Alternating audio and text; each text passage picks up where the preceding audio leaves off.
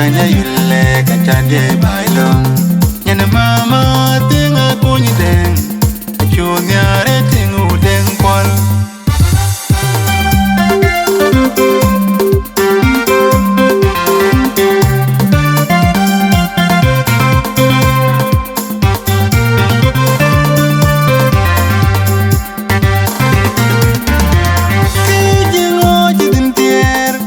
Dong tere ting bu kwat ko nyan juwe te mande jang bulo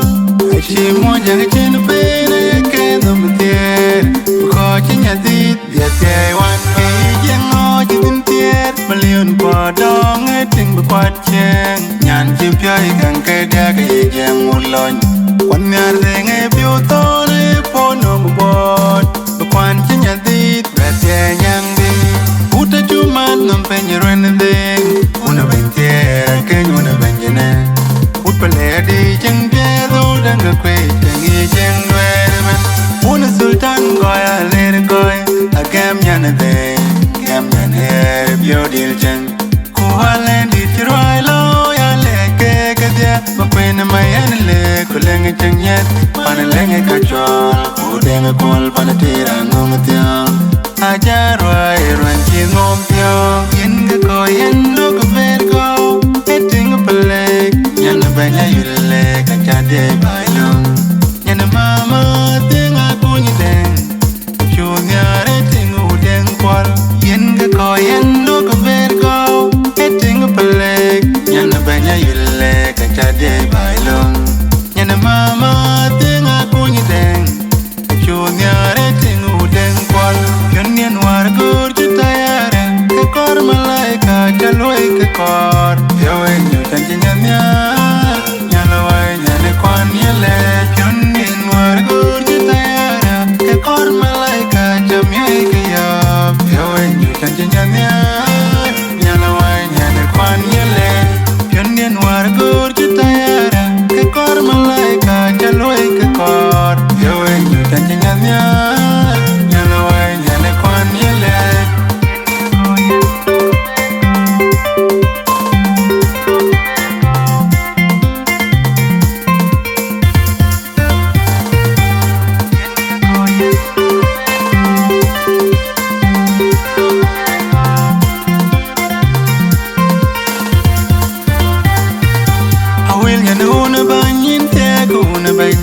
Baji gamalorin kakaj ut pale akaj mareng akaj una deng kola akaj lo ting wermel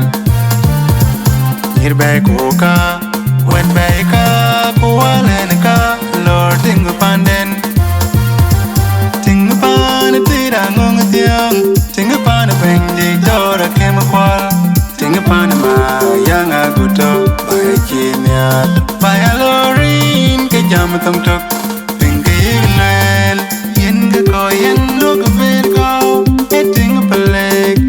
Banya yule ka chade bailong Nyana mama tinga kunyi deng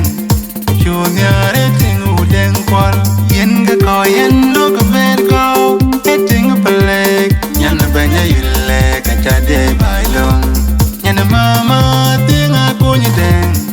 Chunyare tingu deng kwal Yonien war gur jutayare ke kor malaika jaloi ke kor Yowe nyutan jinyanya Kwan yele